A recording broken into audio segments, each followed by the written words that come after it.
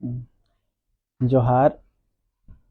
प्रेमचंद जी ने हिंदी समाज में प्रगतिशीलता का जो विचार बोया था वह अब हमारे बीच भी है, निरंतर चला आ रहा है।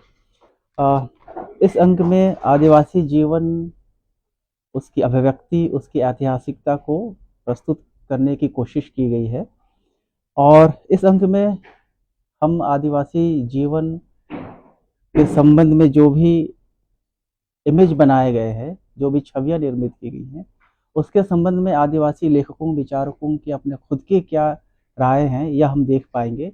इसके साथ ही हम आदिवासी समाज की रचनात्मकता को, जो उनकी मातृभाषाओं में है, जो सदियों से उनकी मौखिक परंपरा में जीवित रही है, वह मातृभाषाओं के जरिए और दूसरी भाषाओं के जरिए भी हमारे सामने आ रहा है। और ये सारी चीजें हंस के इस आदिवासी विशेषांक में संकलित हैं।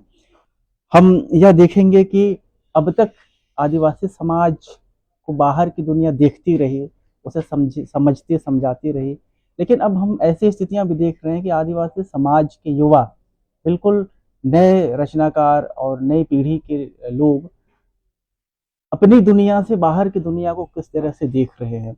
हम जसिंता क्रिकेटर के बहुत ही सुंदर संस्मरण पाएंगे जब वो लिखती हैं कि जब एक आदिवासी ने यूरोप से भारत को देखा। तो ऐसी बहुत सारी विधाएं हैं इस अंक में जो इस अंक को समृद्ध बनाती है। साथ ही साथ हम विश्व कविता की बात करते हैं, लेकिन विश्व कविता में विश्व आदिवासी समुदाय की अभिव्यक्ति की बात कम कर पाते हैं। हंस के इस अंक में विश्व आदिवासी कविता का एक अनिवार्य हिस्सा प्रकाशित करके आया है, और ऑस्ट्रेलिया के पहले आदिवासी कवि नाटककार केविन जॉल गिलबर्ट की कविताएं हिंदी अनुवाद के साथ यहाँ उपस्थित हैं। इसके साथ ही हम भारतीय साहित्य के परिदृश्य से आदिवासी भाषा, उसके साहित्य को बाहर देखते हैं, लेकिन इसमें हम भारतीय आदिवासी कविता का पूरा भाग हमारे पास है, जिसमें हम बंजारा आदिवासी समुदायों की भाषाओं की अभिव्यक्ति भी देखेंगे, असुर समुदायों की अभिव्यक्तियों की भाषाएं देखेंगे। यानी ऐसे भाषा समुदाय जिनके बारे में अब तक हम या तो कम जानते हैं या नहीं जानते हैं, वो सारी चीजें हंस में प्रकाशित होकर आई है।